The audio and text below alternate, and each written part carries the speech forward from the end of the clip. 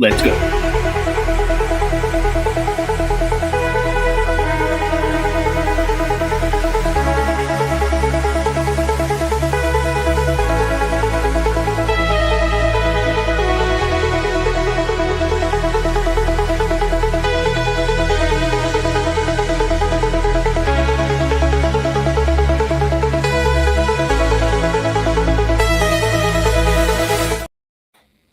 Hello and welcome to another episode of The Chaotic Minds. I'm your host, Devontae Ewing, aka DJ Thunderbase, and I am joined today with my co-hosts.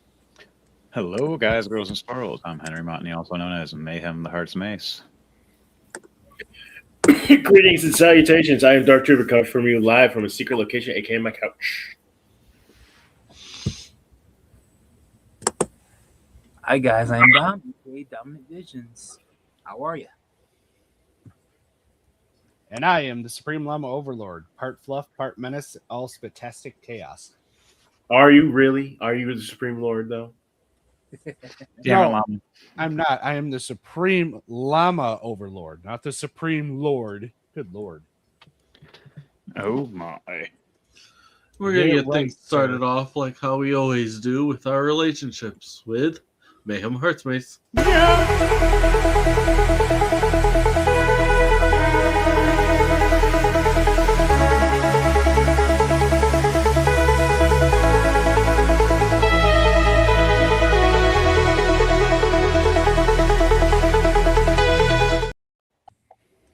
Disclaimer.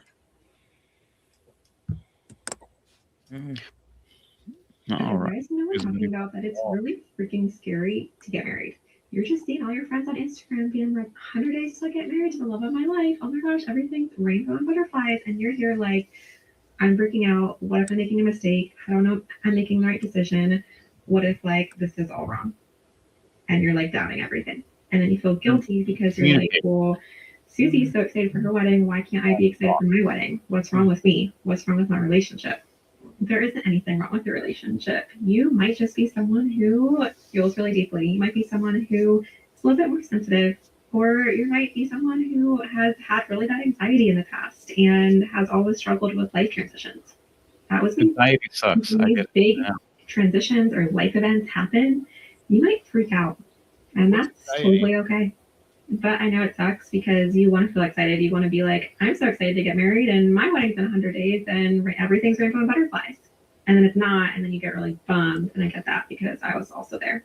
So all in all, I just want to normalize that it is really scary to get married for a lot of people.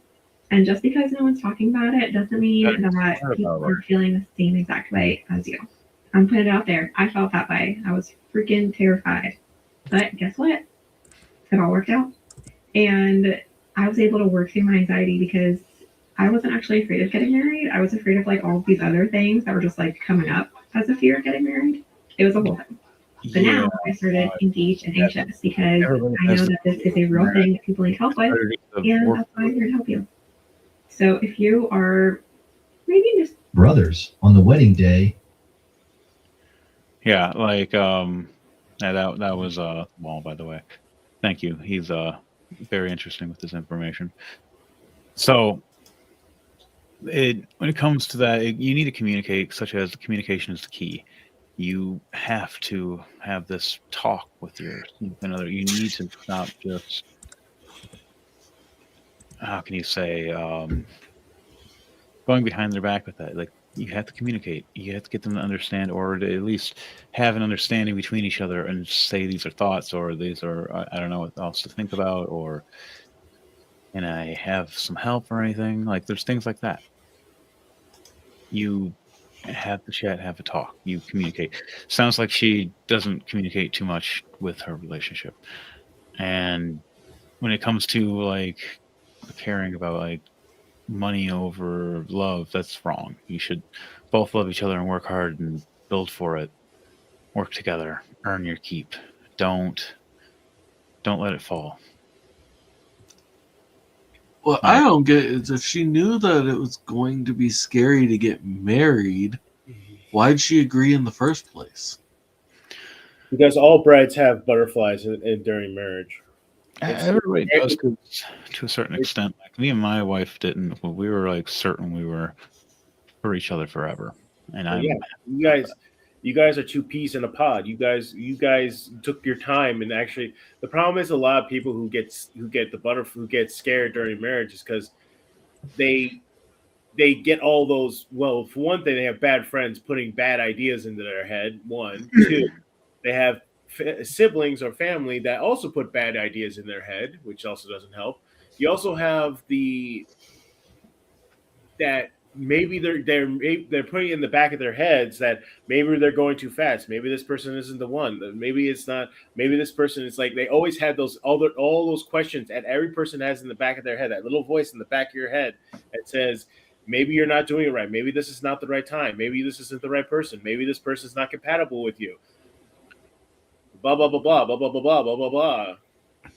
So it's just like I can understand the fear, but the thing is, if you are going to go through the expense, because a lot of weddings are very expensive. It's a big industry. It's a very expensive industry. If you're going to go through the massive expense of getting married, you have to be 100% positive that this is the person you want to marry. Yeah, the jumping in quick is not a good idea. I know there's people that have done it and they're successful. Those are rare numbers, but most of them, no. There's a lot of people I know that are divorced that I never thought would ever be divorced. A lot of people I've been friends with, cared about, witnessed. One day everything's fine. A few weeks later, there's all chaos, and in a bad way. Couldn't even be controlled or called or contacted. Lost friends that way, and people stop hanging out because of drama. So I learned to communicate. I don't want to ever go through those issues. That's a big nightmare. I witnessed my family go through it, and it was pain, and not in a good way. It was the whole family. It was a lot. Things are better now for everybody, I hope. I don't know. I don't really keep communication like I used to. I communicate in other people with other circles now. I try to avoid certain family for drama. And when it comes to relationships, you should always have that communication or understanding of you don't want to talk to them because of. So for this note, I'm sorry for the lady here on the video that we showed.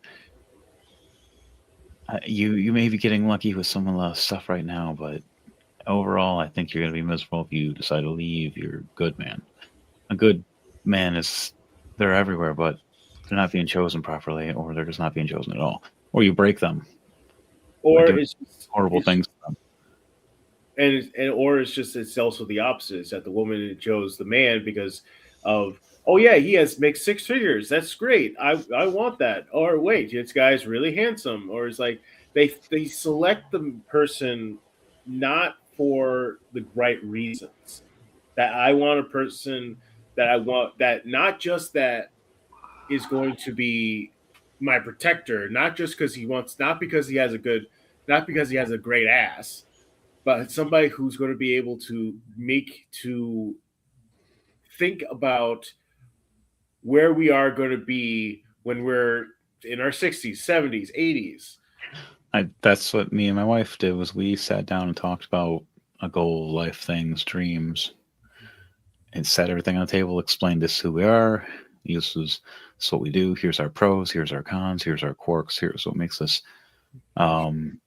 angry, or what breaks the deal, and went from there.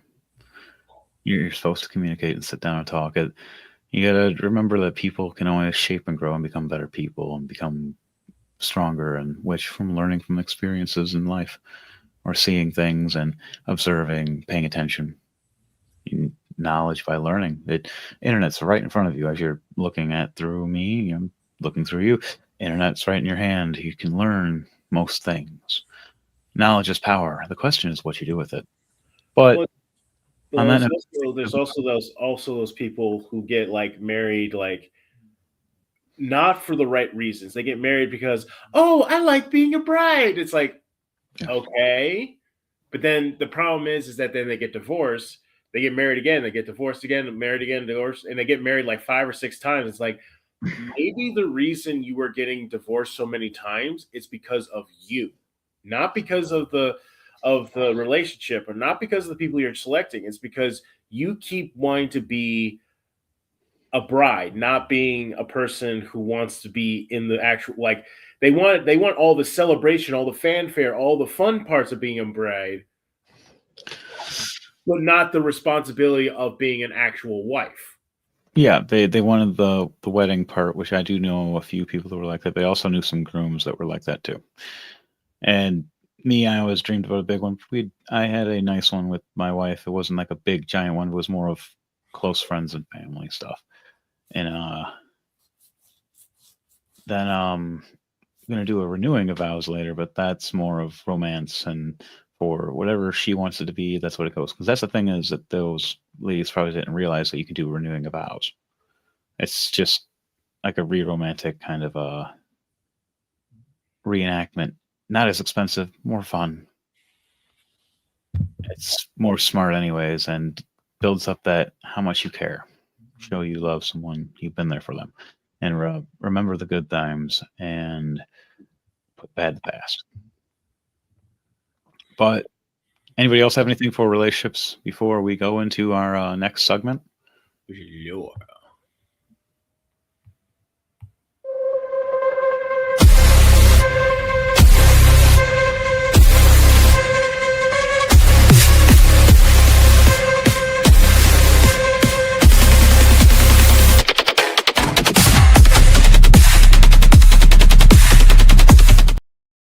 Greeting, my true believers.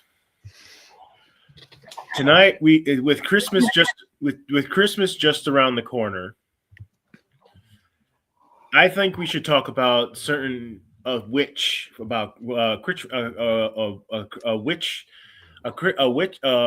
certain person who comes out only during the 12 days of Christmas, and 12 days of Christmas are from actual Christmas Day to like the 6th of the January. You know, she comes out during this time to punish the wicked and bless the good. She actually does give gifts. I'm talking about Frau Porcia. Now, this witch only comes out. There's some stories she actually. You mean Porchta? Porcia. Yeah, Porchta. Porchta. I can't. I'm sorry. I'm dyslexic. I'm a little ADHD and dyslexia. It's hard for me to pronounce words. This figure actually predates. Comes in various forms. Some believe that she was a goddess at one time and she's fell from grace. She's in the Alpine paganism in Upper Germany and Austria and Slavic regions, like around the Alps. She goes by many names. But one of her main claims to fame is called the Belly Splitter. Now, the reason why she is called that, because during the 12 days of Christmas, she goes into people's homes and examines their house. And if their houses are not in the ways that she believes that should be, she will gut you. She will split your belly open, gut you, and rip out all your organs and put straw and other and garbage in there. Now, she does not. She was mostly found out by the Brothers Grimm. So this was a long time ago when this story was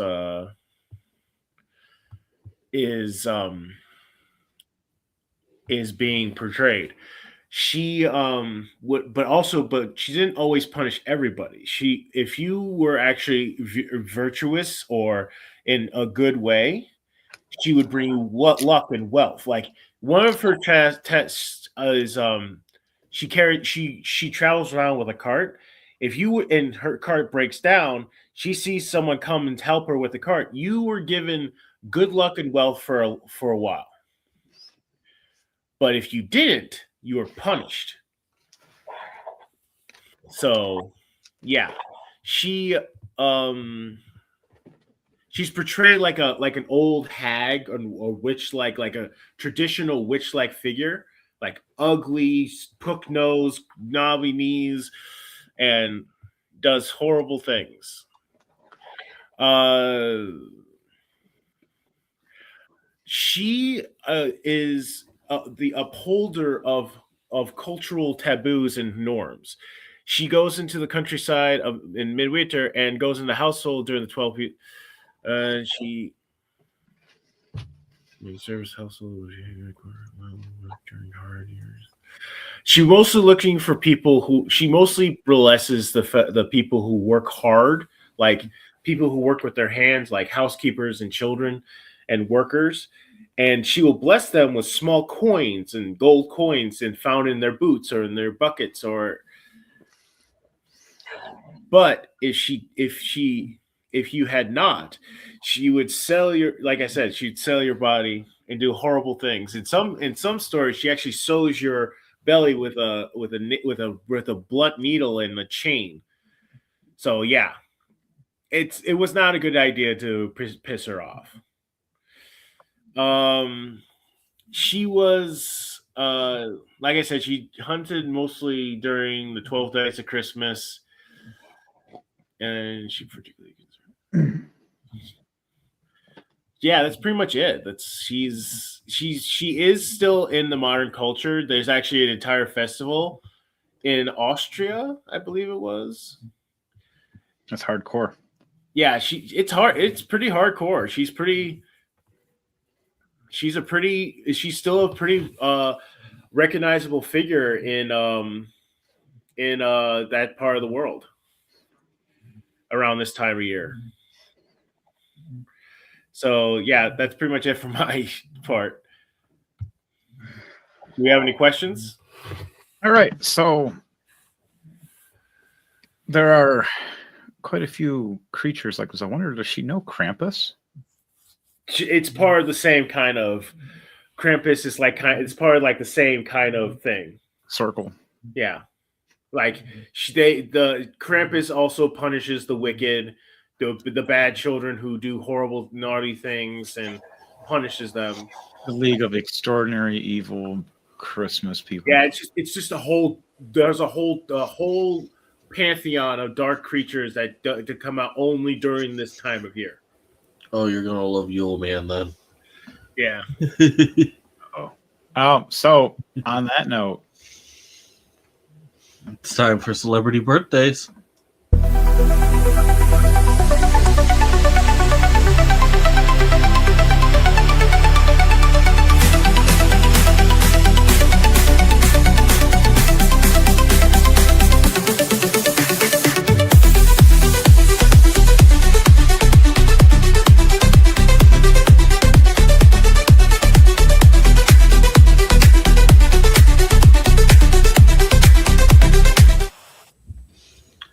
And we are going to get today started off with December 11th.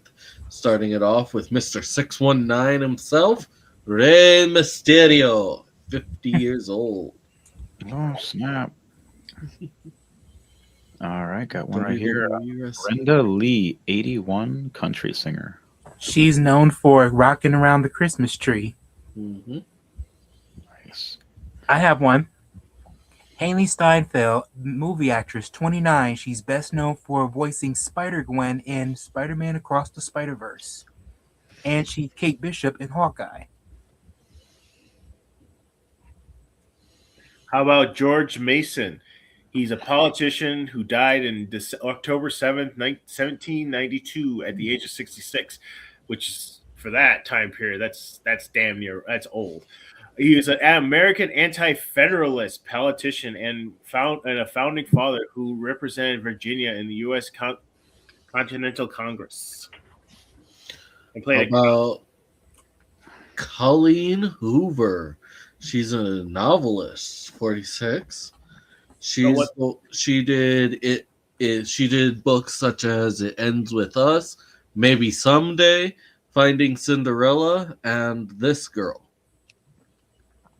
She also did the latter part of the Slammed series. Very nice. All right, so we have from music, Nikki Sixx, 67 years old, part of Motley Crue and Project 6 AM. I remember that one. He collaborated with Alice Cooper, Meatloaf, Marin Raven, and others. Very nice. All right. Who do we got next? We'll do like two Another more. DJ on the music side. DJ Yella. He's 64. He's a music producer and hip hop DJ. He has worked with NWA as well as Eazy-E. He worked on Eazy-E's debut album, Easy Does It.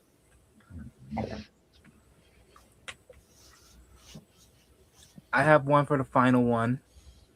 We have a Jermaine Jackson, a pop singer, 71, best known for his formerly group of Jackson 5, and you may know him as one of the older brothers of the late Michael Jackson, king of pop himself. All right. So let's shift over to December 12th. We can start that off with Frank Sinatra, 1915 to 1998. Thanks. How about Bill Knightley, movie actor, 76. He played one of his most iconic roles was playing as Davy Jones in the Pirates of the Caribbean movie. Nice. He also played the vampire lord in what was it? God, totally blanking on the name. Van Helsing one or no? No, it was the one with the really hot chick in the tights. That does not narrow it down. Underworld. Underworld's like all Underworld, that's the one. He played Alexander. Okay. Or the vampire lord. Okay. I got Connie Francis, 1937 to 2025. Wow, she just died this year. Oh wow. A country singer. Who's Sorry Now, and appeared in many movies with her hit release in 1958. How about this? Game show host Bob Barker died in 2023. And yes, he did get Adam Sandler's ass. He was the host of The Price is Right, as well as the Miss Universe and Miss USA pageants. Wow. And yes, he did kick ass. And he was so close to becoming a Centurion. He also made a cameo appearance in the movie Happy Gilmore. Mm-hmm. Oh yeah, I love that. Bob Barker beat the living crap out of Adam Sandler.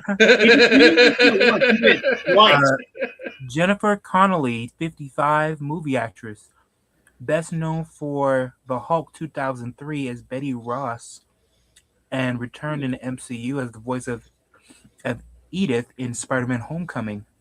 Wow. Nice. The current wife of Paul Bettany, the actor of Vision. How about Maya Blakely? Mayim Bialik. Yeah, that's the one. She played Amy in The Big Bang Theory. She's 50 years old. She does not look 50. She's the lead actor. She was formerly a child actress who's known for the lead of the sitcom Blossom, and she was a recurring host in Jeopardy. Oh, wow. All right. Let's do one more before we shift over to the 13th. Okay, how about the novelist Sophie Kinsella? Died. Oh, wow. She actually just recently died a few days ago, December 10th, 2025. Wow. At the age of 55. Oh, happy birthday, and I'm sorry. Oh man. And she was best known for the Shopaholic books. And apparently those books are what were the adopted into Confessions of a Shopaholic, the movie. All right. Let's go to December 13th. All right. I got one. Thunderbase, you always go first for the birthdays. What was the first birthday? Go with Taylor Swift, 36. Country artist, pop artist. First hit song was Our Song. First song, Our Song. I have one. Amy Lee, 44, rock singer who's best known as the lead singer of the group Evanescence. Oh yeah, man. She's got a beautiful voice. Jamie Foxx. Love Evanescence. Now I want to re-listen. 58. He was one of his roles was as Durango in Durango Unchained. Django Unchained. Movie actor, TV actor, producer, and vocalist. And singer. Yep. The vocalist is. He was on in Living Color with Jim Carrey. Oh, how about this? He has some Steve Buscemi. Ooh. Movie actor, 68. Oh dang, I was gonna get that one.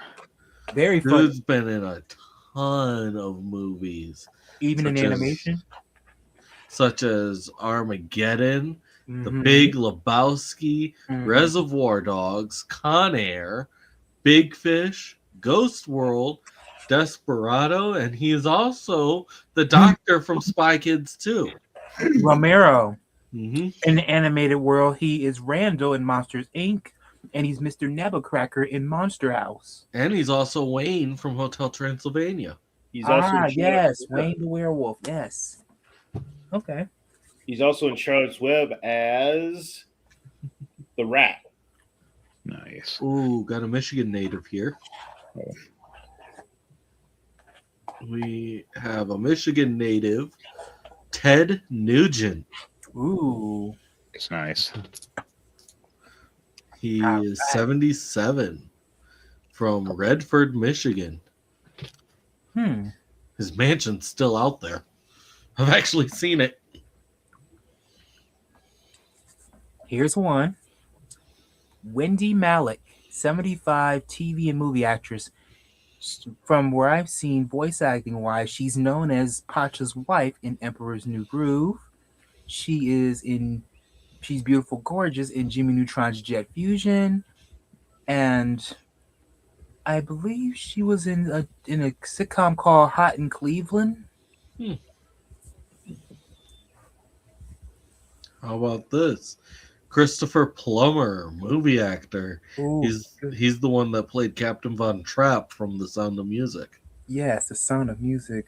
He was also in Beginners as Hal Fields.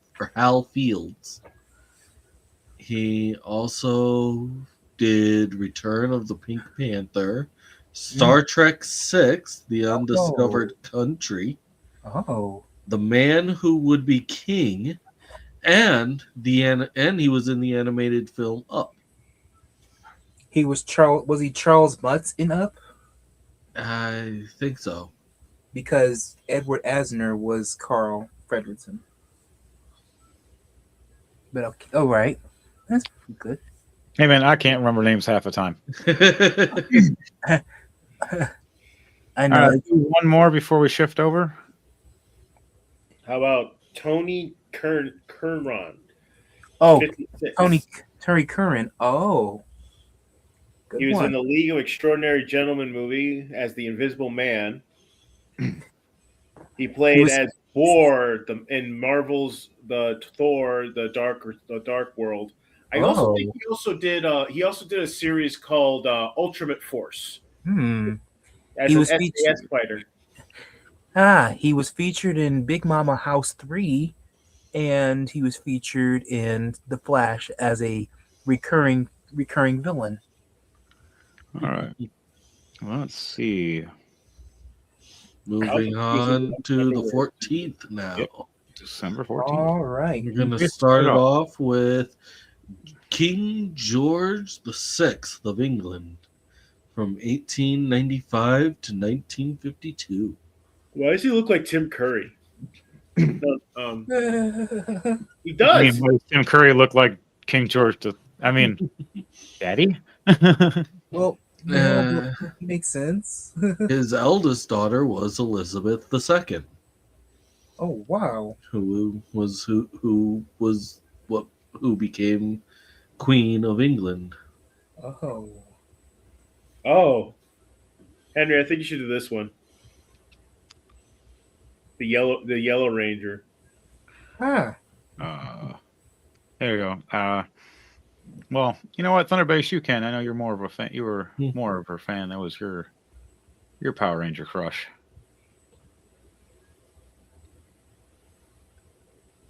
Yeah, you just don't want to say her name. Try to say her name, don't you? Oh, I can say it, Trini. Do you want me to say it? Where is it? The Yellow Ranger. Number 45. Oh, Thu Trang? Yes. Yeah, from 1973 to 2001. Thu Trang. From the Mighty Morphin Power Rangers. Dude. She was also Exciting. featured in the sequel of The Crow somewhere. I She don't know tragically died at the age of 27 in a car crash. September 3rd, 2001. That's sad. That's not the Yellow Ranger I posted earlier, though. No, a different one. Yeah.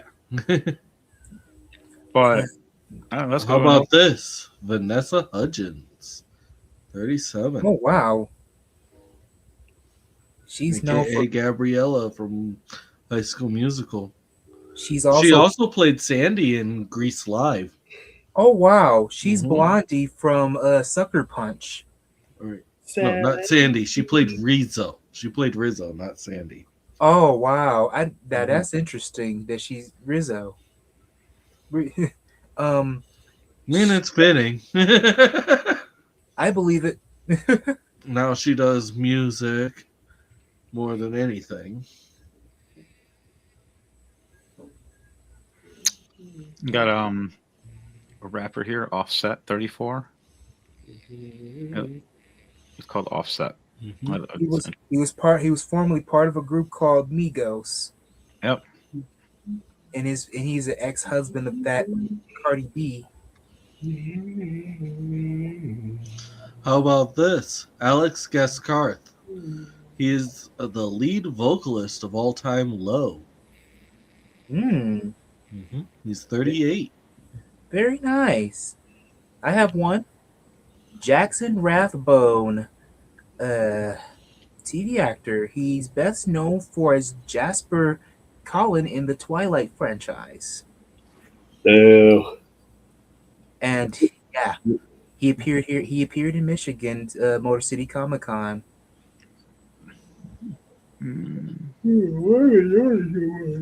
Got Whoa. Jesus Christ, why am I yawning so much? I have no idea. So got one right here, a soccer player, Rafaela, 29. Very nice. Now let's do a couple more. One more before we move on to the next one. Yep. Tori Kelly, 33, pop singer. Only thing I know about her is that she appeared in an animated film called Sing and Sing 2 as Mina the elephant. Mm-hmm. Oh man, I might do that one. Are you youth first, Thunderbase for the 15th? And we're gonna start that one off with TV actor, movie actor Tim Conway. He was originally on the Carol Burnett show, but he ended up becoming Barnacle Boy on SpongeBob SquarePants. Didn't he featured in the Grease the film? Or was that another Conway? I think that might have been another Conway. Wow. Okay. But he did appear as Bucky Bright in 30 Rock. Nice. Got one right here. One of my favorite singers to listen to is Ronnie Radke, 42 rock singer. He was the front man of Escape the Fate. And then he created and founded Falling in Reverse, which is I love Falling in Reverse. Yeah. I get it where he's coming from. That's pretty cool. Oh yeah, he's pretty good. Some of my favorite songs from him are really good. We're going to talk about this later. Here's one. Charlie Cox, 43, movie actor. He is currently known for the Netflix now turned Disney MCU series Daredevil as the lead titular character himself, Daredevil, Matt Murdock. Yeah, he's really good at doing his job. How about this? Sung Ji Woo. She's a movie actress, 28. She plays Kang Mi Na in Squid Game. The Squid Game chick. Things just got dark.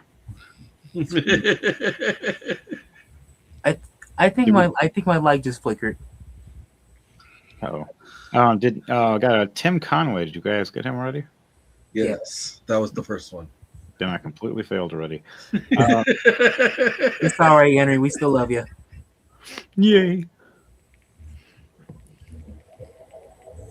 What about Carmel Johnson, 68, TV actress? Go ahead. If it loads. Right? Don't you hate it when that happens? It opens up like 35. You're like, what?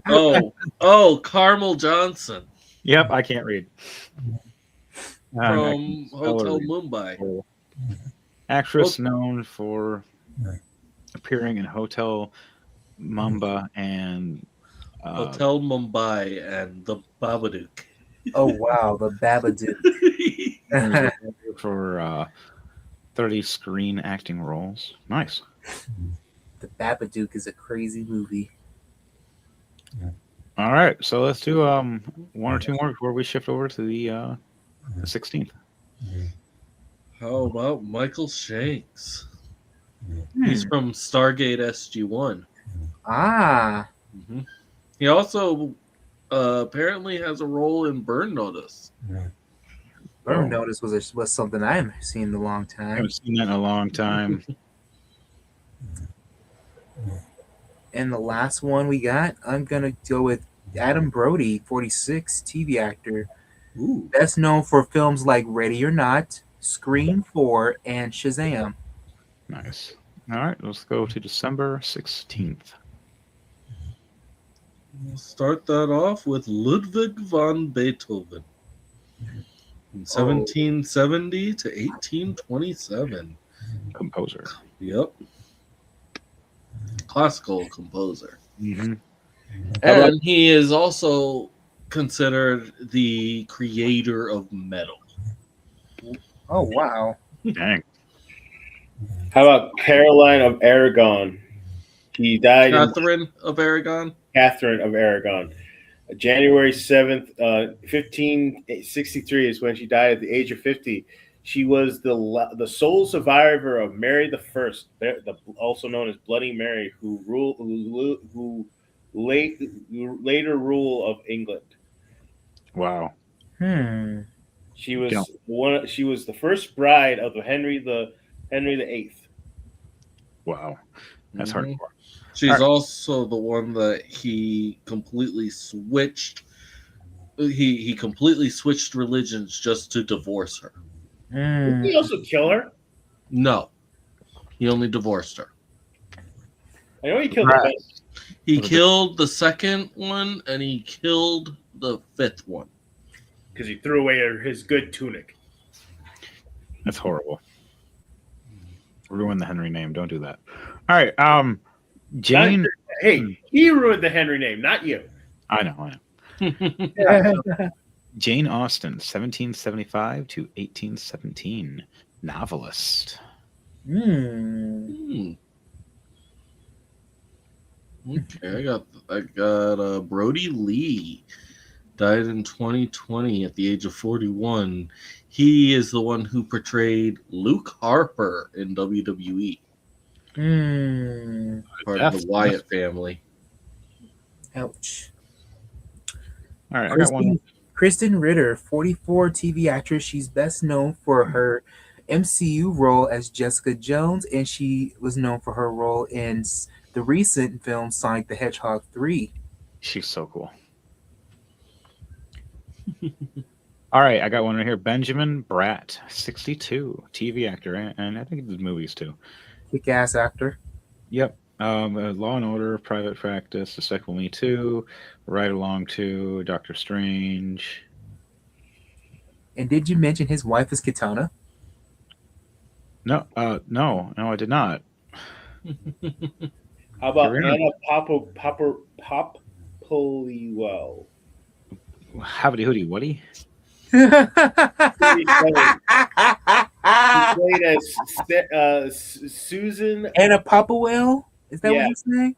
She played Susan Percival in the Chronicles of Narnia films. Oh, Susan Provenzi. Yeah. Okay, yeah, that's Susan, the elder sister. Okay. Yeah. How She eventually got. She's actually, if you actually read the books, spoiler alert, if those who don't read the books, she's actually the only surviving child out of the four at the end of the series because the other three die in a train crash. How about this? Benjamin Bratt, TV actor. He's 62. He has a recurring role in Law and Order. He also played one of the doctors in Private Practice. He is Eduardo from Despicable Me 2. Oh God. He also appeared in Ride Along and Doctor Strange. Yeah. And his really hot wife is an actress that played Kitana. Deja vu. Okay. All right. Let's do a couple more before we shift over to today's of the 17th. Park Sin Jun. Did I say that right? Park Sino Jun, 37, TV actor. Oh, Park Seo-joon. Yes. That. Seo-joon. Sorry, I ruined your name, dude. It's a cool name, but man, gotta get used to saying it. Okay, that's funny. I got one. Sebastian Croft, 24. He's known for the Netflix series Heartstopper and a Showtime series Penny Dreadful and Game of Thrones of season 6 as Edward Stark, a younger version of Edward Stark. Mr. Stark. One more, and then we'll move on to the next one. All right, and who will be the last one for this one before we shift over? Star Trooper, you want to do it? No, you can do it. Oh, me? Okay. John Tenney, 64, TV actor. He is best known for drama crime series The Closer and Major Crimes and Scandal. Okay. Moving on to December 17th now with Pope Francis, 1936 to 2025. Nice. The previous Pope. Sexy dead. Very nice. How about Bill Pullman, 72? He's best known for being the president of Thomas J. Whiteman. He played Dr. James Harvey in Casper, and he's also in a current Netflix series, Sinners.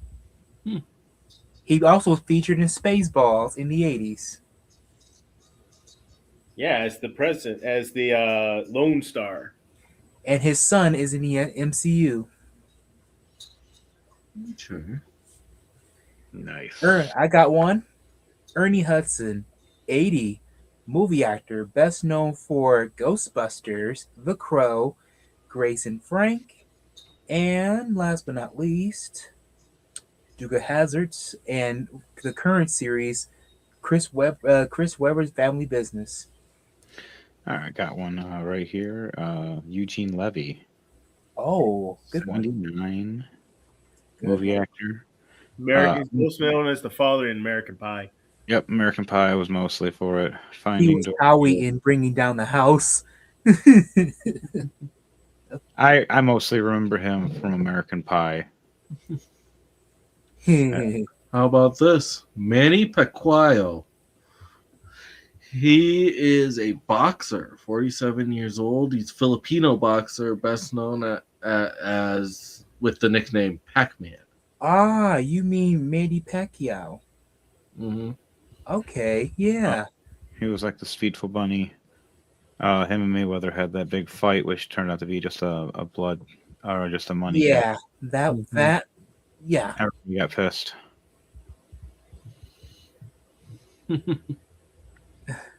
Whatever happened to Mr. Pacquiao anyway? No. How about Giovanni Ribson? 51. He's best known as being he's actually been a lot. He's been in Avatar, Ted, Saving Private Ryan. Yeah, Ted. He was a prick. I think he was wasn't he the antagonist in Ted? Yes. He was a prick. Like He was also in A Million Ways to Die in the West. Nah, I don't wonder why he was part of stuff. How about Nat Wolff, movie actor? He's 31. Oh wow! He was originally a member of the Naked Brothers band. Then he ended up becoming he played the role of Isaac in the film Fault in Our Stars, and according to this, he is romantically linked to Billie Eilish. Oh wow! He also played Light in Death Note, the abysmal Netflix version. Mm-hmm. And his brother Alex is still around too. They were formerly known as the Naked Brothers Band as kids, which was a Nickelodeon series, not just the band's name, too. Here's one. Mila Jovovich.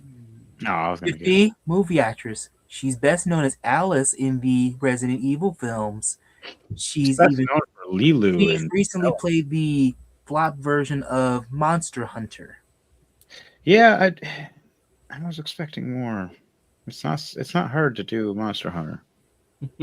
It's not the actor's fault, my friend. It's all of his. I know. Writing. It's never the actor's fault for that. It's actually the writers, creators, the writers in the studio that are doing things wrong because they don't actually have real fans or real gameplay. Like, and in Hellboy, she was also in Hellboy. Ah, you do have a point there. Yes, she was the fire girl. Oh, no, wait, was she? No, she was a villain. Wait, no, she was the villain in the newer one. I forgot she was in The Fifth Element as well. No, yeah, that's what I said. I said that one. That's the one she's mostly known for is Fifth Element. That's what I knew her in. I love Fifth Element. That's one of my favorite movies. Yeah, she got to make out with Bruce Willis. I feel bad for what happened to Bruce Sadly, Willis. he won't remember that due to his dementia. Yeah. How about Sarah Paulson? Yeah, something else. Oh, how about Sarah Paulson, 51? She's a TV actress. Nice one. She also was in films. In the films 12 Years a Slave, What Women Want, Serenity, and Martha, Marcy, May, Marlene. Yeah, that 10 times fast. Yeah, that's a good. Yeah, you got me. She also played Marcia Clark on The People vs. O.J. Simpson American Crime Story. Ooh, that's a good one. That is a really good one. And she is also the one who won the 2013 Critics' Choice for Best Supporting Actress for her role in American Horror Story. American Horror Story was a kick-ass spooky show. I watched it for a while. I enjoyed it to a certain extent. Mhm. Some of it was hardcore. Some of it gave me a trip because they were actually using some actual lore. I have one. Lil Rel. He 46, comedian and actor. He's known for the movie Get Out, and I think it was called some with word vacation in it. It was a Hulu's film. Does anybody remember what it's called? Something with the word vacation in it. I can't remember, but it was him and John Cena was in there. I don't know. But he's in that one, and then they had a sequel to it. All right. What about Jacqueline Wilson? Or is it Jacqueline? Jacqueline Wilson. Okay. 2 years old children's author. Such times an adoption of a Hetty father. And Dustbin Baby and Double Act. Those are ones she's best known for her books. Huh. How about Catherine Winnick, 48? She's best known for her roles in CSI Miami, Bones, Nikita, and Law and Order. She also plays Christine Gavin in Woo Assassins. I remember Nikita. That was a very short-lived but underrated show.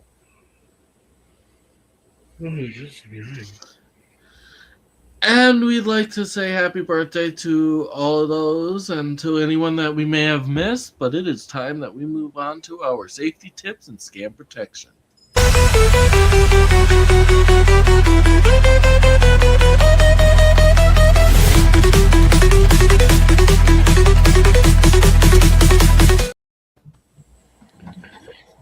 All right, people.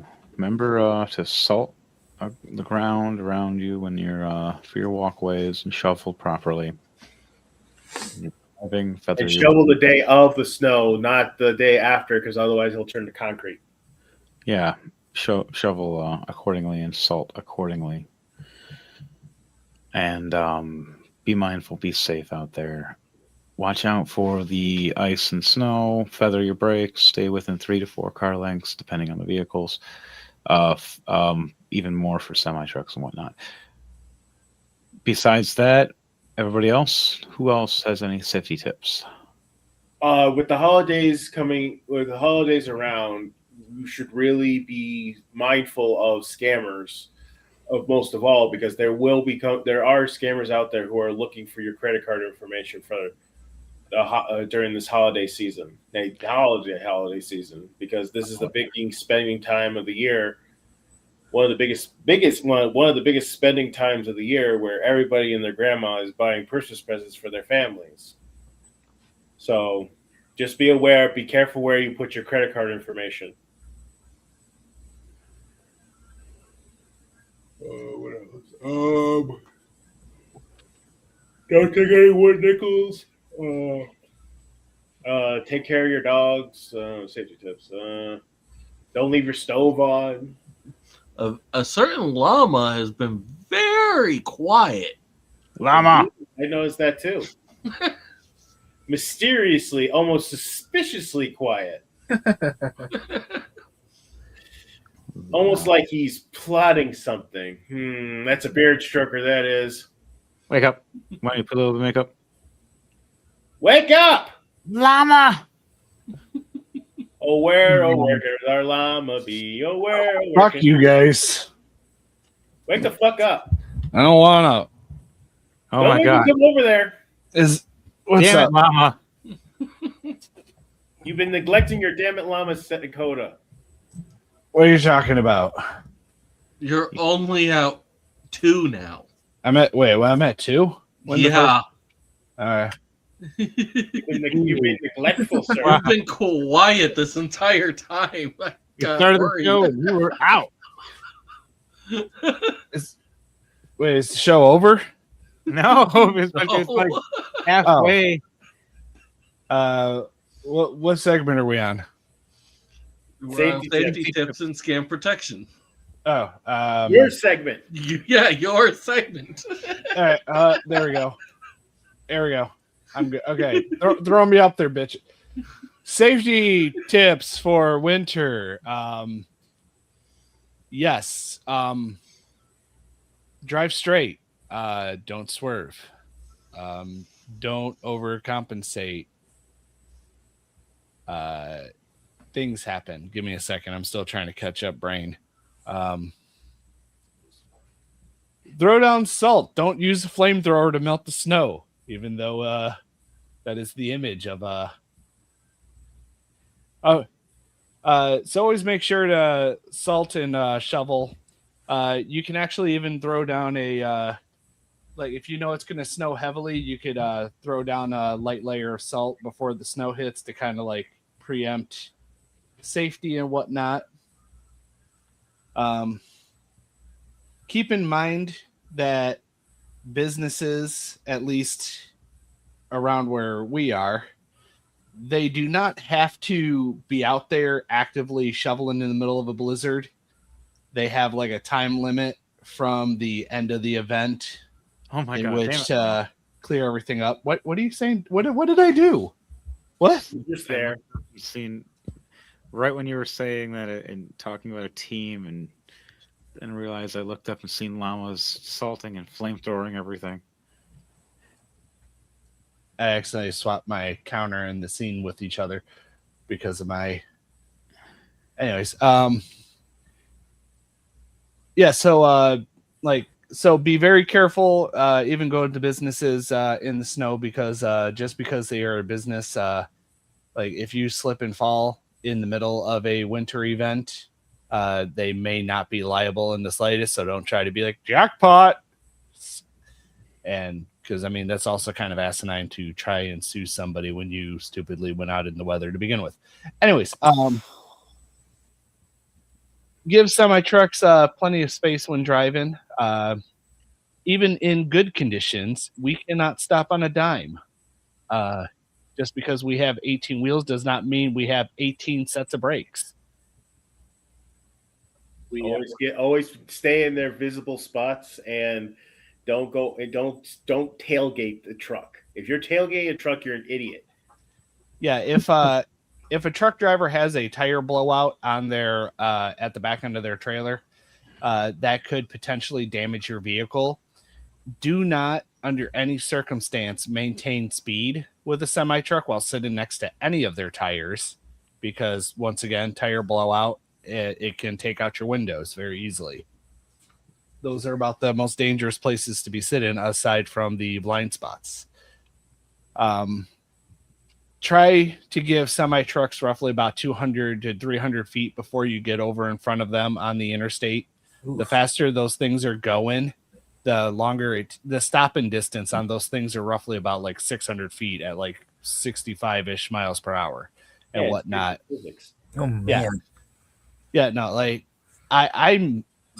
I work a dedicated account, and trust me, they load down my trailer with as much weight as possible. They try to get me as close to that 80,000 pound maximum limit that my truck can be without permits. So it definitely takes time to stop. It is very important to use your blinkers, let a trucker know what you're doing, let other drivers, like just other cars, let them know what you're doing. Don't jump 2 to 3 lanes of traffic in one shot. It is very dangerous. Even if you've done it 1,000 times in the past, statistically speaking, when you do it once or twice, those odds may be low, but the more you do it, those odds go higher and higher. You are more likely to be involved in an accident the more you do something stupid. And just jumping multiple lanes of traffic is very stupid because you may not see somebody flying up that far lane you're trying to get into quickly. And then, of course, winter conditions also makes all that much more of a hazard. Black ice, it's very hard to see, if at all. It's very dangerous. Perfect example of what not to do in the lane change when you're changing multiple lanes. That scene from Family Guy, when how much blinker I need for Yes. 4 lanes? Good luck, other drivers. Massive pile up behind them. Man, it's insane to think because there's like a massive highway out in like over in China, I think it is actually, that like goes from like 20 lanes down to like 2. Mm-hmm. Don't quote me on those numbers. I pulled them out of my ass. I know there's just a ridiculous one out there. This is, but yeah, other than like, I feel like I covered a good amount of basis for winter weather shenanigans. Yeah. Don't perform donuts in the snow with your vehicle. Don't eat the yellow snow. Wait, what? Yellow snow. No. What do you mean? Don't eat the yellow snow? Damn it, llama. Be mindful while you're walking, stepping. Waddle like a penguin if you need to. Don't run. I'll show you how I waddle like a penguin. Damn it, I llama. walk like an Egyptian. Well, he's got to make up. He's got to make up for a lot of missed ones. He does. Yes, he fell asleep. Llama was meditating. That's what he was doing. Yes, Yeah, I it's called sleeping. I was examining the interior of my eyelids to make sure they were still there. Uh-huh. Couldn't hear it. Yeah, they have a funny name called they have a funny name for it. It's called sleeping. What's that taste like? I don't know what sleep is anymore. What is But I- love? Oh, I know what you mean on the no sleep life. No more. I sometimes miss The bags under my eyes tell exactly the story of how much I sleep. You literally don't. 3 to 5 years, if you're lucky. Yeah. Also, for the winter time, make sure you're bundling up properly. You do not want to experience hypothermia. It is not fun. It's also, not. the heater just run constantly. Have a timer that's set on it. If not, don't have one running near things that could catch on fire because certain kind of heaters can. And not just that, they may make sparks where it'll catch something else on fire. Also, keep in mind, just because something's not putting out sparks does not mean it won't start a fire. If a surface becomes too hot, it can actually combust just from the heat alone. Yep. So, Or if you're like Mayhem's balls, just spontaneously combustion. damn it, Llama, you're horrible. On that note, Hey, I remember how Time you for made that our- Jackson Pollock last week. It's time for the Warhammer lore. Jeez!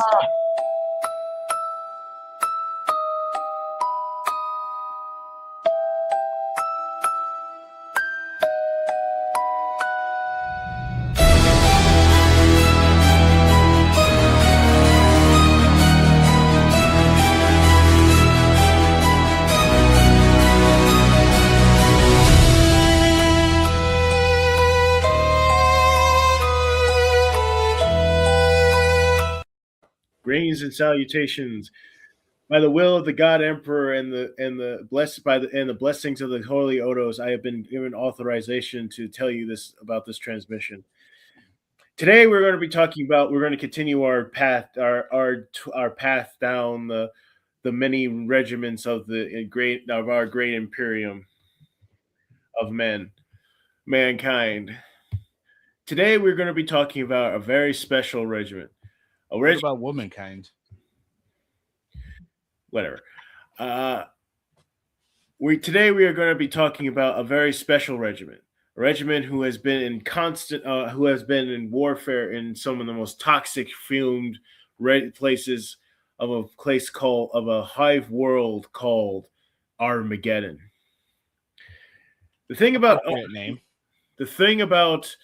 Armageddon is you have to understand that Armageddon Prime, which most of these battles take place on, is actually, in fact, another planet named Eleanor. Eleanor was a planet that has had many significance in the Imperium of Man. Back during the Great Crusade, there was an orc war boss that was so powerful, so massive, so fierce. He nearly killed the Emperor himself. If it wasn't for Horus Lupercal, the Emperor would have died by the hands of the orc. Just think about that for a second. Armageddon is a planet of is what they call a hive world.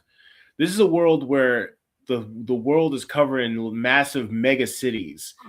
Think Judge Dredd, like mega city blocks, but these are not like spread out like in a mega city. No, it's a giant tower that goes up and down. So there are levels well beneath the earth, full of mutants and people who have just gotten forgotten. In Armageddon, because of all the toxic fumes and horrible things of all the industry from the tech priests, part of the kit of the Armageddon Steel Legion, which is what the topic of this subject today, is gas masks, a big heavy coat, gloves, and long boots. You would say they look just like the Death Corps of Krieg, but they are not. To quote, "Heroes of Armageddon, you have withstand evil scavengers from the blackest, from the savagery of the orcs, and they have left nothing for you to fear. So rise high and the black banner of the vengeance. Now is the time." Commissar Yorick of during the third war of Armageddon. Armageddon is a planet that is soaked in bloodshed and war. Has been from all the way back to the Great Crusade, all the way. So they must have a legion that is also just as tough as the steel that they create. The Armageddon Steel Legion is mostly a mechanized unit. Because of the hive worlds, they have a very high number of mechanized units. They are some of the toughest guys out there. They have fought 3 massive campaigns. Two of those wars, ironically called the Wars of Armageddon, are both against the great orc warlord Ghazghkull Thraka, because Ghazghkull believes that the planet Armageddon belongs to the orcs, which in fact it does, because it was the home world of the orcs. Some of their most notable figures is probably one of the greatest commissars to date, that of Sebastian Yorick. He is one of the greatest commissars who earned the respect of the orcs, which is a very rare thing to do. They fought tooth, nail, and claw to protect their home world from the orc invasion. They even fought the great Red Angel known as Angron and won. But another notable war that was fought on this planet, for the sake of these people, was between the Space Wolves and the Grey Knights and the Inquisition. This was a time after the first war of Armageddon, where they fought fiercely against the Chaos war bands. The Space Wolves objected to the Inquisition either killing or mind wiping the citizens of Armageddon, which led to months of tense warfare between the Space Wolves and the Inquisition, which leads to many, to the point of which the Space Wolves has very little regard for the Inquisition. It wasn't until the wisdom of one of the greatest Space Wolves the oldest Space Wolf in a dreadnought, that it was managed to bring the bloodshed to an end. But the wolves of Fenris have a very long memory and hold a grudge against the Ordos. During the second war for Armageddon, this is when Ghazghkull Thraka comes into play. This is when he brings his fierce wog against them. The Armageddon Steel Legion would eventually push them back, but at a very hefty price. And this is when another great hero, not just Sebastian, but also the great Black Templar of what was his name? Grismaldus of the Black Templars. There's an animation on one of the great animations on YouTube called Hell's Reach. That is the second war for Armageddon. The third one is again fighting against the orcs, against Ghazghkull, but this time a much bigger force. Ghazghkull wants Armageddon fiercely, and the Steel Legion are fighting tooth nail to keep this world in the hands of the Imperium. Some of the most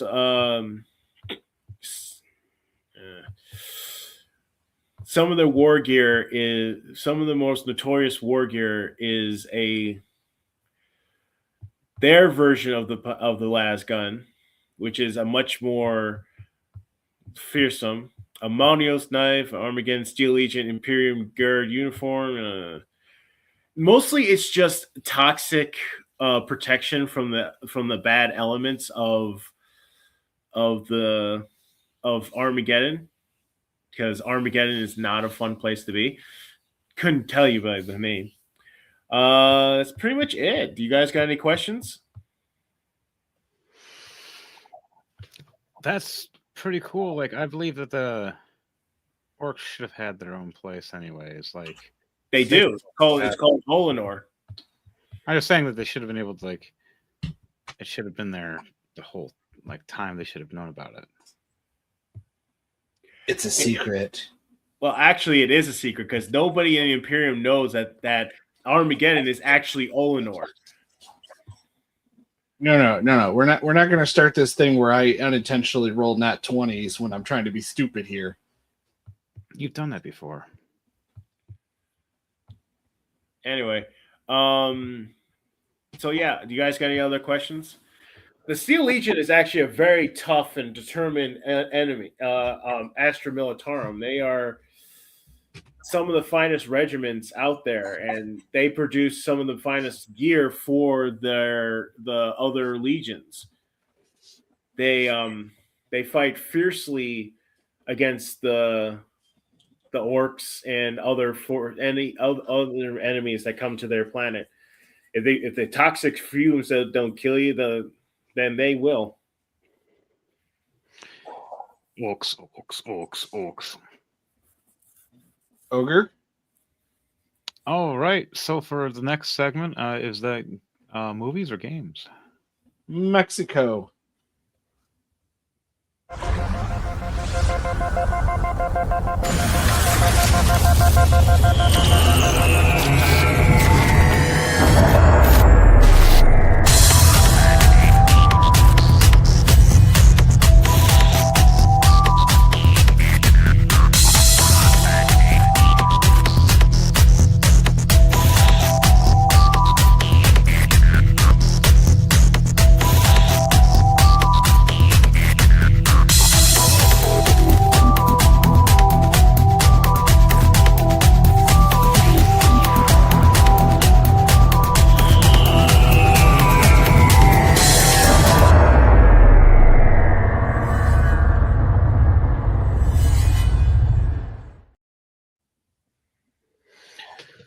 Chicken. Damn it, Llama. I honestly, this whole thing with Netflix taking Warner Brothers, I honestly think that if that does happen, because that's still in the air right now. It's most likely going to happen, but I'm just saying if it's still, there's always a possibility that it can end. If it does happen, I want to bring the Nemesis system back into gaming. It's that system that was only in 2 games called the Lord of the Ring games, Shadow of Mordor, and the other one, where it was a system where your enemies, when you beat them, if they beat you, they mock you and they remember you. They remember your tactics. So you have to change your tactics in order to fight them more effectively. Yeah, I like that system. It was fun. I think just some people complain because they were bitchy about it, but I enjoyed it. It was a new system that just came out, and it's just like they were like, "Oh, I'm so used to the old systems." Like, no. Could you imagine how Dark Souls was already a good game? Yep. Could you imagine how more harder Dark Souls would be if they had the Nemesis system in it? I remember playing Dark Souls 1 and 2 as a team, as a squad. 3, I got to watch people play it. I didn't get to actually play it yet. But 2 was one of my favorites. I got to play the Elder Ring. That's pretty sweet, too. I just don't have the time, but I get to every once in a while. Recently, me and Zenta were playing Dragon Ball and kicking each other's ass, playing that. I don't know who won. I think I got over by 1 point or something. He kicked my butt for a while, though. I haven't played a Dragon Ball game in years. I haven't played it since the PS2 games. The thing is, it's like it just got boring. It's the thing with fighting games. Unless you're playing with people, it gets very boring fast. Oh, we have a squad, so we usually play me, Thunderbase here, and a few other people. We would all run around for a little bit. We need to do it again. That'd be fun.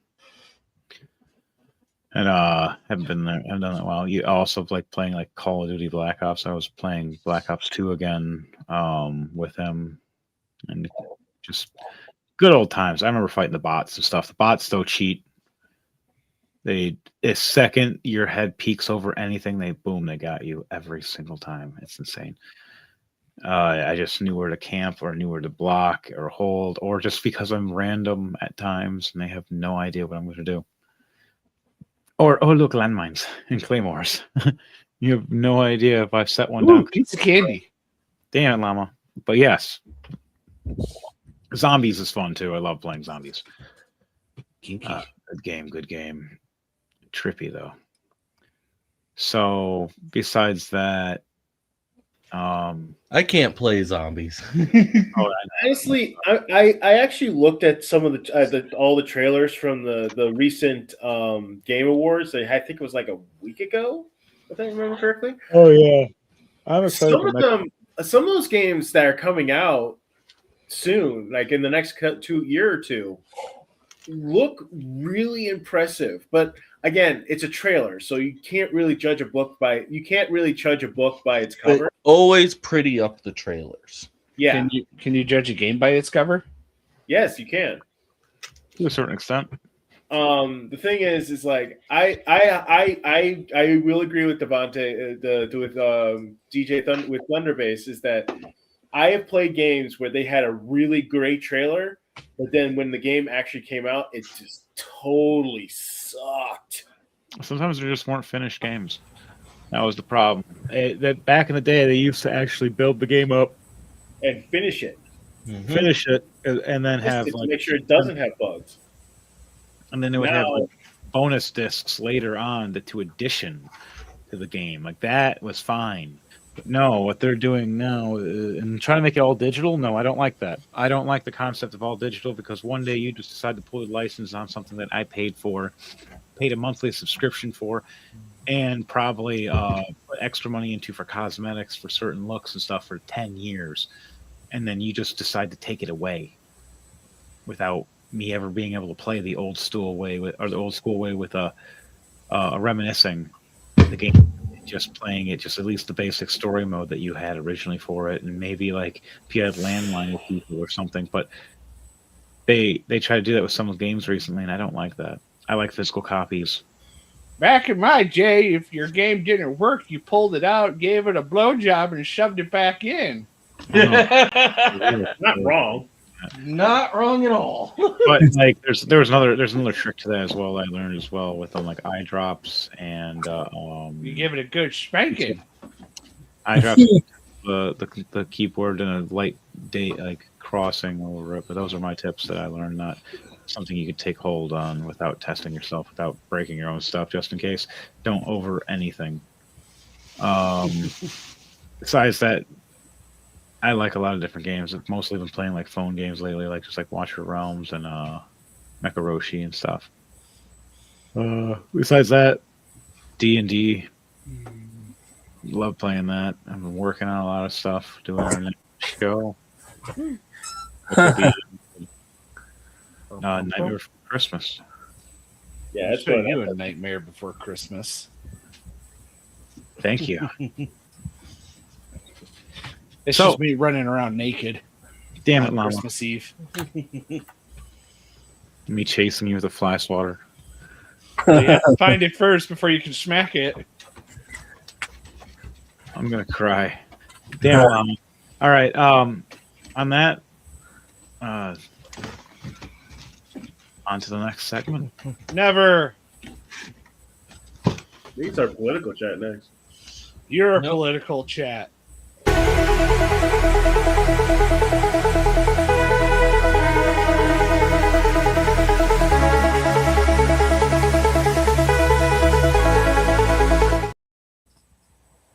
Woo, disclaimer. Damn it, Llama. How's some Nuxnor? He's awesome. He's a blue Jew to be here. Brown University, all right? That is not a racial statement. That is what it's called in Providence, Rhode Island. So this is Trump addressing it really quickly. Yeah. I want to just pay my respects to the people. Unfortunately, 2 are no longer with us. Brown University, 9 injured, and 2 are looking down on us right now from heaven.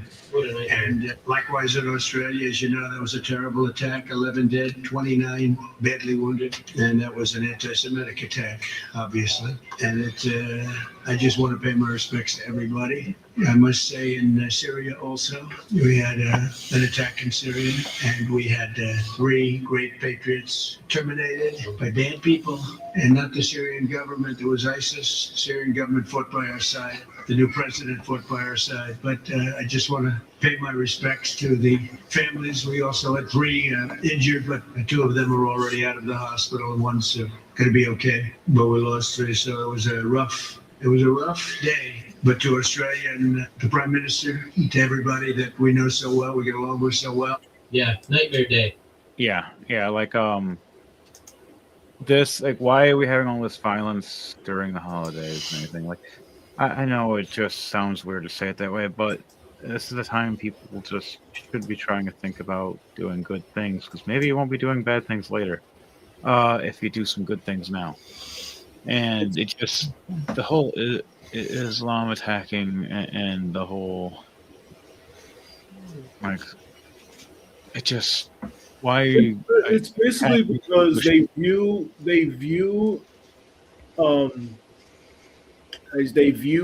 the Jewish community as inferior, and they view them as wrong.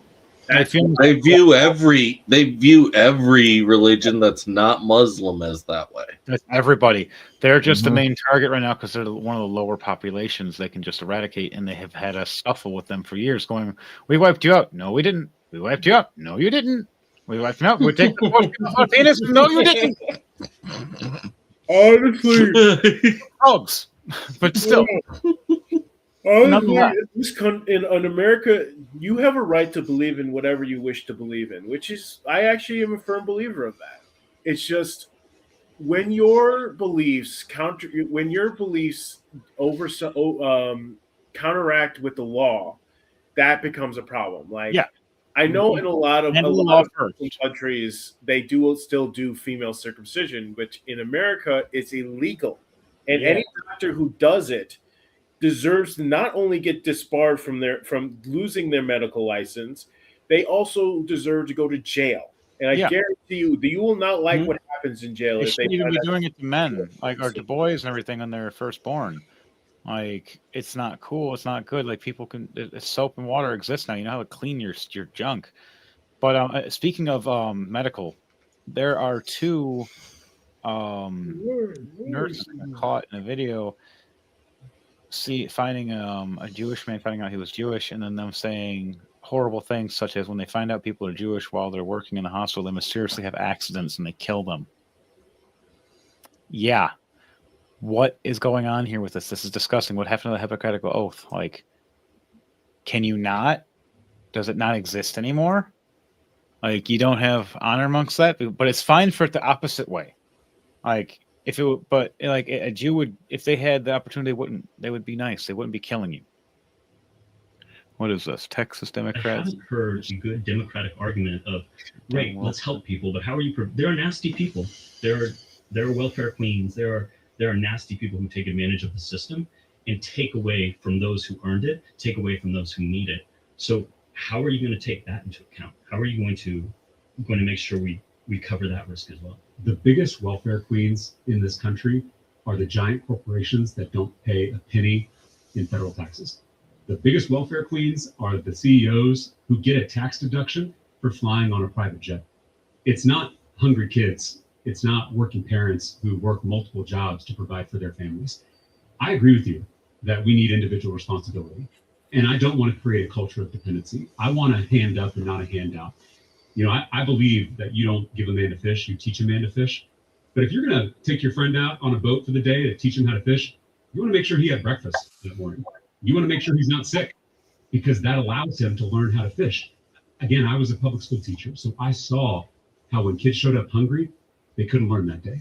Even my brightest Yeah, students because they're too busy having their stomachs growling. couldn't succeed. I know how it was Couldn't pull before, themselves up by their bootstraps and it when was they didn't have boots. a lot of it That's was what we're trying to fix in this policy. country. We don't want dependency. We want to It's- reward hard work. There's a lot of And I issues. think that should apply to those billionaires, not just working people.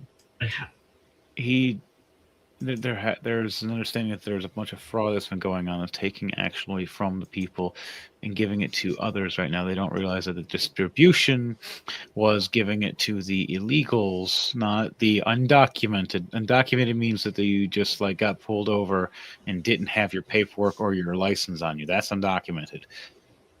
An illegal citizen means you got in here illegally, and they're the ones that are somehow getting and managing to get all this paperwork or get all this funding extra. There's billions of dollars that could have went back to the country. Each American should have way more money now to be able to survive and thrive on their own, which we're all struggling, and somehow they're getting cards with money being loaded up every month with a large amount.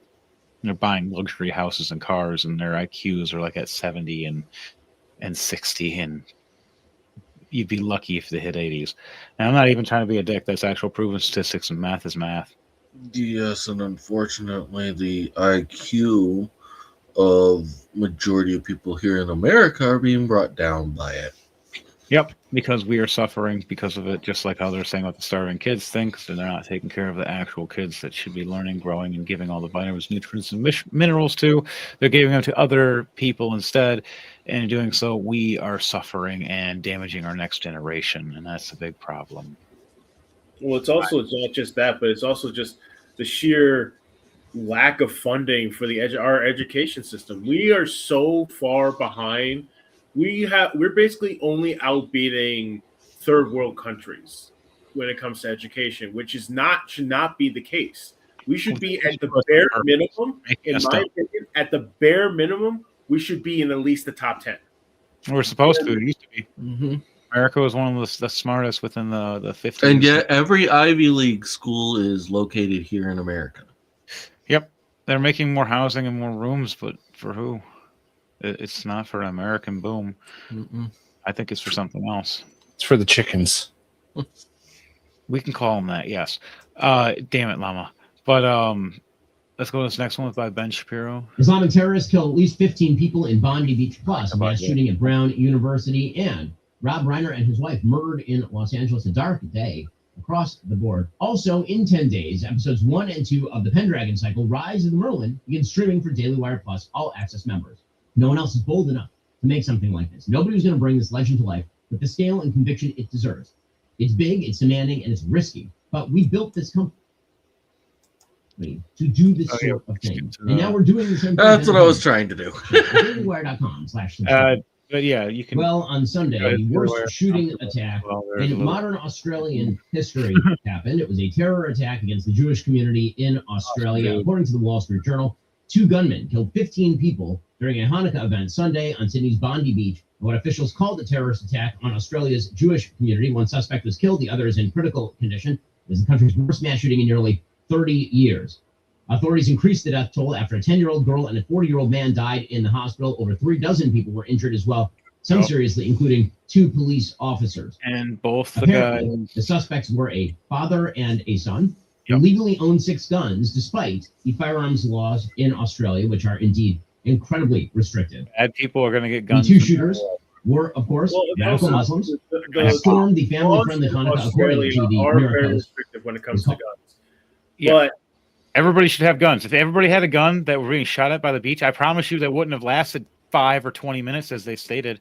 I bet if everybody had guns and they shot at them, they would have turned back and you would have had a wave of bullets firing the other direction. They would have got shredded to Swiss cheese.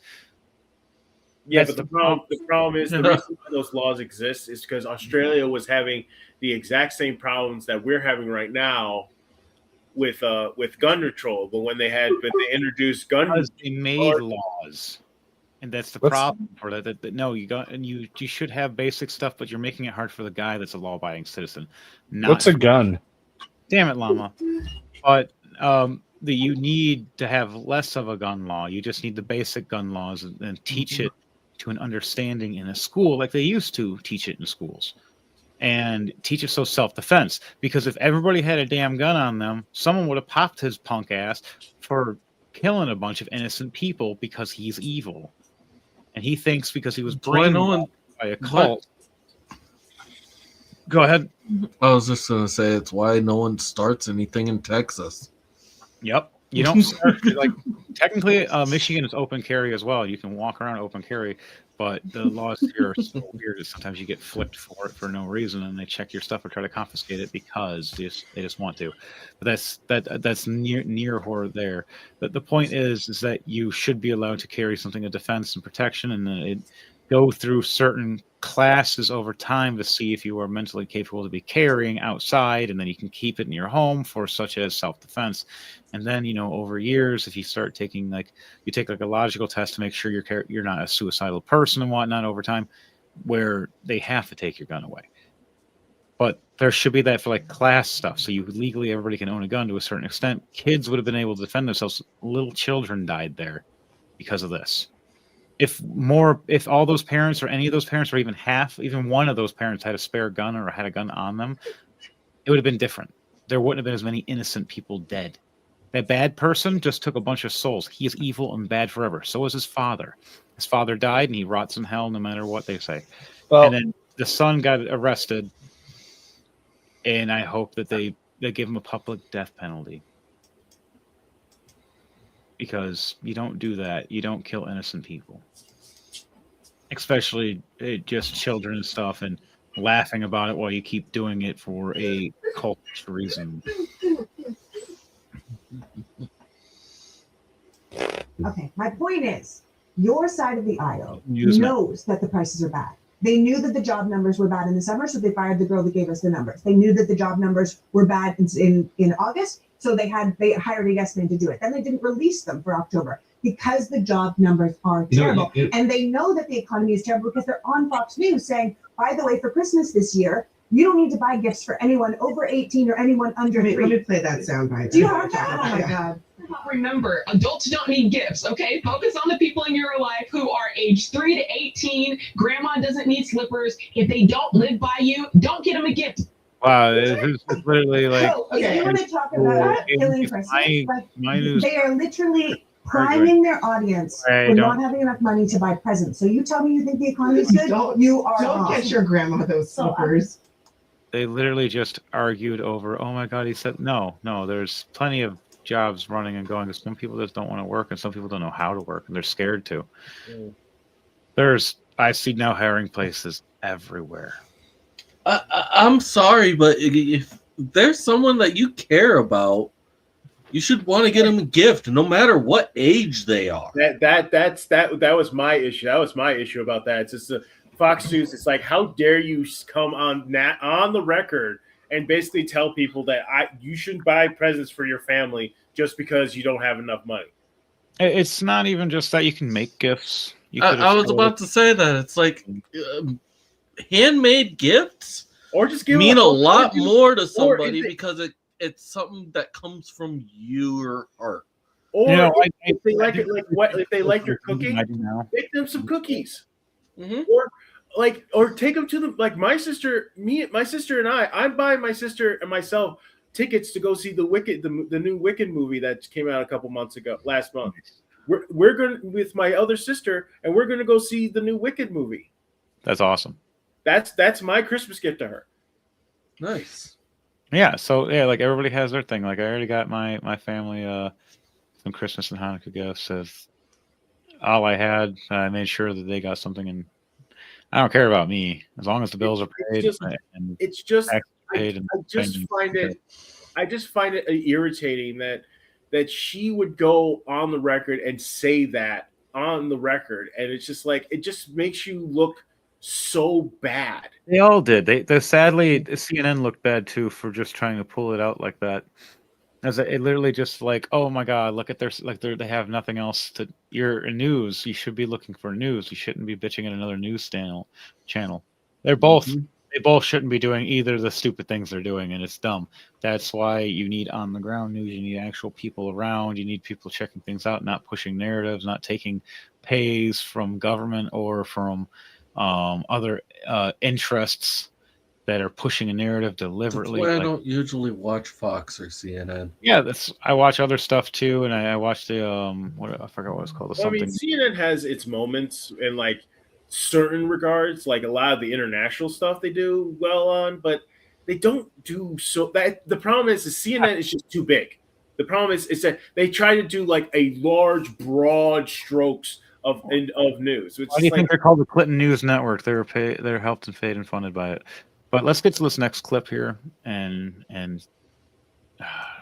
stupid babble that was so dumb of them. This clip here's Ilhan Omar being confronted about her immigration history, and just take a look at her behavior because it's clearly uncomfortable and very evasive. Response to Tom Homan saying you're under investigation for immigration, possible immigration violations. Just any response you have to what he's saying in the public. I have a response. I don't know what they'll be investigating. That you're going to be going back to your country that you said that's your president. That you said that it's your country that you guys stole billions for. Moral outrage nonsense our country instead of actually addressing the claims that are being made from many credible sources. By the way, either she's going to mention there's documents that have been released. A lot of this stuff is not just speculation. It's not some random. Speaking of damning information, well, take a look at this. President Trump has been calling Congresswoman Ilhan Omar into question recently, and White House border czar Tom Homan has confirmed there is an open investigation concerning her immigration status. I trust him more. You're no stranger to politics, I know, AJ, having run for Congress yourself, but you have been raising red flags about Omar for years now. I know there's a bit of a backstory here, but walk us through what you've uncovered. Right. Well, in 2019, I was looking at something about Ilhan Omar on the internet, and it occurred to me to look at her birth year. I don't know why, or birth date. And so I used an age calculator and found out that she was actually 18 in the year 2000 when her father became eligible to apply for citizenship. So that's she claimed that she became a citizen at the age of 17. So when I realized she wasn't actually 17, I created a video explaining derivation of citizenship and how that works. So to me, this was completely a red flag that I had figured out that she actually wasn't a minor when her father could apply for naturalization. So it kind of blows a hole in her story that she obtained naturalization or citizenship when she was 17. On top of that, not anyone has ever verified her citizenship, not the Minnesota Secretary of State, the FEC, or Congress itself. I then went to the Minnesota Secretary of State's office in October of 2019, I believe, and I asked questions and found out that they didn't verify her citizenship, and they actually don't. In simple terms, Ilhan Omar lied. She has always maintained it. That's illegal. And her lying, that's the whole concept of the point right there too, is that there has been this like big psyop of some sort going on behind all of this. Money behind closed doors, screwing people over, trying to take over and destroy things, because they don't understand and know that her cultish religion that she is preaching and talks about is why there's so many dumb and issued and dangerous people and stuff. And that when I talk about the religion that actually is the patriarchy, or the religion that beats women and that treats them as second-class citizens, or the religion that kills you for being a different religion, or a religion that if you leave the religion, they kill you. Or if you kill other people, you get 72 virgins, which that's not actually explained or told or truth. That's all lies, and you know it is. It could have been virgin oils. It could have been Virginians. It could have been vegetables. Could have been Vegetas. You have to fight 72 Vegetas. Good luck. Yikes. Yeah, good luck with one, let alone 72. That would probably be boneless fantasy. Right. It's a problem with just that as well, and it's also a problem with they're killing the Jews, they're attacking my family is scared for their life, I'm scared for my life, I'm just doing everything I can to be strong for them and strong for everybody else. You have to be brave. That's the concept of bravery, is being scared but still willing to do the job and knowing what it is and still standing tall. Being brave is willing to still do it even though you know the consequences. And it's terrifying. But you have to be brave. So do we have another video up here? The Washington Post and Politico both had big stories over the weekend about the growing disappointment with Trump among elements of the MAGA base over a host of issues, including, according to the Post, quote, focusing too much on foreign affairs, failing to address the cost of living issues he pledged to fix, aligning himself too closely with billionaires and tech moguls, and resisting the release of the Epstein files. Trump himself, in an interview with the Wall Street Journal on Friday, said that he wouldn't have done anything differently over the last year and admitted he's not sure if his party will win the midterm. That AP poll last week was brutal for Trump, 31% approval on the economy. But odds are things are going to get worse, not better, with the economy this coming year because of inflation, because tariffs really start to bite. I think Trump just sits around in Mar-a-Lago or sits in the White House and he talks to people worth 7, 8, 9 figures, and then he picks out furniture for his new $300 million ballroom, and he's divorced from the reality on the ground in the world. And then elected officials hear him talk and they're like, well, 2025 was a disaster. 2026 is looking worse. Like, now it's time to get some space from this guy. Democratic legitimacy is hard to measure, but it is real. And so you can blur your eyes and say there was a mandate to go after the border. There's even an anti-woke mandate. Biden and the Bidenomics, which they even called Bidenomics. We're in the aftermath of Trump trying to fix it, which he is. Gas prices have gone down. Food has gone down in prices. People are starting to get pay increases in certain ways, and government things that are such as like the no tax on tips and other things like that, and on bonuses and stuff. That's thanks to Trump. It's just, it has to go down a trickle down. That's how it works. Most people don't know government about how it works. It doesn't just, you snap your fingers and you get it. You might get it within the next year in the next tax cycle. You're not getting it in the next 6 months or 3 months or whatever people keep assuming, or even in 9 months. And there's a lot of good things that happen, bad things that happen, but that's life. And that's not control. Trump doesn't have control of the Muslims. He doesn't have control of them running around like crazy loons. He's trying to pick them up and stop them and get them the hell out of here. And then when it comes down to his ballroom, that was done by donators and people that wanted to help fund it privately. They didn't take anything from the taxpayers. And even then, there's I'll show you my ballroom. As well as money from his own pocket. Yeah, let alone his own pocket. He has not taken nearly anything from. He's always given to. There's a lot of people that have a lot of interviews with them saying, oh, yeah, he's bombastic. Oh, yeah, he's very narcissistic. But he's a proud American. He loves this country. And that is something that I believe 100%. He is a big, proud American about things. Good guy. I think everybody makes their mistakes. We all do. We all have our own misunderstandings or misdirections at times. But for him, I don't make mistakes. And everyone has a slight bit of narcissism at every now and then. It's negative or positive. That's that's the concept of narcissism. It's either you look down on yourself, or you look up to yourself, or you believe in yourself. That still involves some kind of narcissism. There's nothing negative about it. The only time is really bad is when you're like a super narcissist, or you're like you're super down on yourself. You're super full of shit. And like you need to know to control and balance that. I do a pro and con of it, but when it comes to you don't want to be an egomaniac. Yeah. Hey, like they're talking about all these things. No, things are getting better. TV is getting better. Shows are getting better again. Sure, there's some issues that he's doing, like and everything, but they're nothing compared to what happened with Biden and stuff. We are dealing with war stuff, but that's gonna happen. Period. Especially with the drug stuff, because he's a war on drugs. I'm down with a war on drugs. I know what drugs do to people. I watched a couple of my family members die from it. There's nothing I could do. No matter how strong or how skilled or how trained I was, I had to hold my cousin in her arms. And the other one passed, I didn't even know about it until like after I got off work.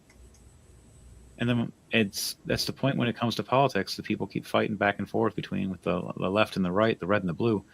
When you mix red, white, and blue together, though, you still get purple. You get Purple People Party. And instead of a forgetful elephant and a corrupt donkey, we have a free, brave bird. And it's for the people, by the people, of the people. This is the Purple People Party. It should be the third symbol that you should see, because in politics there should be, if you're going to have teams and you're going to make it so there has to be parties, there should be a solidified three. Not when you look on TV and all you see is red and blue and back and forth and back. No, there's a lot of people in the middle. A lot of people in the middle that go choose lesser two evils, or which one do I choose? If this one has some of the policies I like, this one has some of the other ones I like. There might be a person in the middle that finds that, or throws that wrench in the machine and says, hey, we need to stop for a second, stop fighting and arguing, like that shutdown crap. You could have had that other party that was solidified in numbers. Some of them could have voted. Those extra 8 votes we're waiting for a month or plus. Also, friendship should not be built off of political belief. Yes. Your friendships should not be built off political beliefs. Thunderbase said it perfectly right there. I have lost a lot. Wait, hold on. I'm only here because of your political beliefs. Damn it, Llama. I like having something to laugh at. You're horrible. But when it comes down to it for the politics and everything, like I've lost a lot of friends and family. People didn't want to ever talk again because I would say something that was open-minded. And then when they see I was right, they give me a dirty look. Or they try to rub it in my face if they were right about something. And I'm sitting there going, I don't rub it in your face. I always show you. And I do it to everybody. I've lost a lot of friends, had a lot of arguments. So I am so keen about stuff, and I like to look things up because you're supposed to check your sources. Sadly, both strings of politics do have their weird pools to try to get you with a short attention span, because everybody has one these days. Even a person like me with ADHD and look at the kitty. Seriously, I still pay attention and read something several times to make sure it's correct. And when it comes to this, the Purple People Party, that's what it is. The next right here is Chaotic Era Odyssey. The world is chaotic. It's a new era, and it's our Odyssey. There's other ways you can spin it as well to say it, but nonetheless, CEO Alama, do you have a way to say it this time?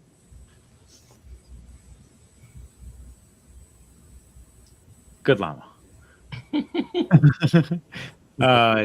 Nonetheless, this is our main umbrella right here of our company, Chaotic Era Odyssey. We're here to entertain. We're here to show our beliefs and our choices and things. The next thing right here. Tune in on Sunday, 6 p.m. Eastern Standard Time for the Rolling to Die podcast, where we, well, at least myself, Henry Hearts Mason, DJ Thunderbase will be playing. I believe we're playing A Nightmare Before Christmas Tale this week. Yep. So. Other guys can join in as well. As our I'm not showing up. Henry the Hearts Mason will contest to that. Oh yeah, so it's going to be A Nightmare Before Christmas style-esque, with a little story and some crazy shenanigans that may happen with depending on your characters and how you play them. It is Rolling to Die after all, and when you roll 2 dice and they change numbers, you'll find out. Next one right here is the Grey Mercenary Knights, the GMK, ran by the CEO of the Chaotic Era Odyssey. They do. We do stunts, performances, combat, movie, art stuff. We do podcast stuff like this. We do D&D stuff for other channels. We have a bunch of fun and other ways. We also do stunt work for movies as well when it comes to certain ones. Just remember to contact us or get out to us, and we can make that stuff happen. And making sure everything is running smoothly, giving us some good music. It's all brought to you by Sunday BC Productions, an organization that I've been building that runs music, videos, and other forms of entertainment as well. And then, don't forget to tune in every Wednesday at 9 p.m. Eastern Standard Time for another new episode of The Chaotic Minds. Once again, I'm Devontae Ewing saying thank you and good night. Good night. Happy Hanukkah. Happy holidays in general. Happy Hanukkah and happy holidays. The fourth day. Happy chicken fucking. Damn it, llama. Happy Kwanzaa. No, it's Hanukkah.